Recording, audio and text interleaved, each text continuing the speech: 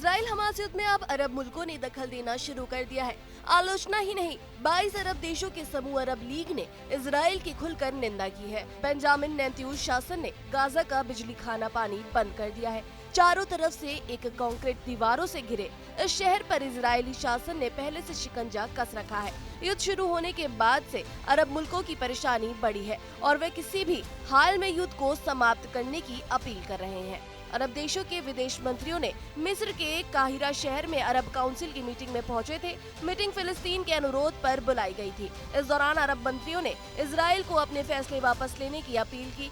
Israeli रक्षा मंत्री ने Gaza पट्टी के बिजली पानी काटने का आदेश दिया था और इसके बाद से फिलिस्तीनी शहर में हालात और ज्यादा बदतर हो गए। पूरे शहर में अंधेरा छाया हुआ है। इजरायली एयर स्ट्राइक जारी है और इमारत की इमारत तबाह की जा रही है, जहाँ महिलाएं, बच्चे, बूढ़े मारे जा रहे हैं। काहिरा में अरब लीग हेडक्वार्टर में बैठक में अरब विदेश मंत्रियों ने इजराइल और हमास के बीच चल रहे युद्ध पर चर्चा की और इजराइल से गाजा की घेराबंदी हटाने की मांग की। विदेश मंत्रियों ने गरीब और घनी आबादी वाले इलाके में खाना पानी, बिजली, ईंधन की आपूर्ति तत्काल प्रभाव से शुरू करने की अपील की है।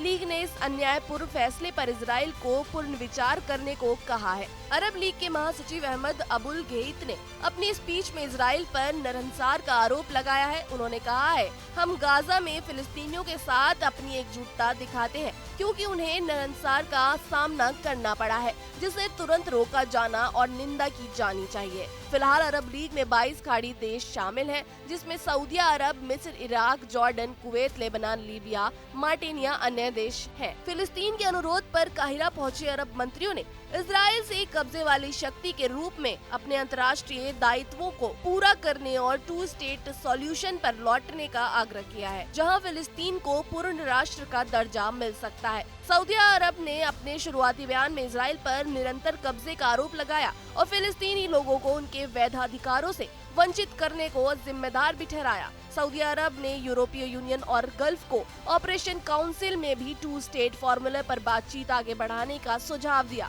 इनके अलावा 57 देशों के मुस्लिम संगठन ऑर्गेनाइजेशन ऑफ इस्लामिक कोऑपरेशन ने भी इजराइल की निंदा की और फिलिस्तीनी लोगों को उनका हक दिलाने की आग्रह किया है। अंतर्राष्ट्रीय समुदाय से 2 राज्य समाधान पर बात करने की अपील भी की है। तो इस रिपोर्ट में इतना ही। देश दुनिया की तमाम बड़ी खबरों के लिए देखते रहिए TV9 भारतवर्ष।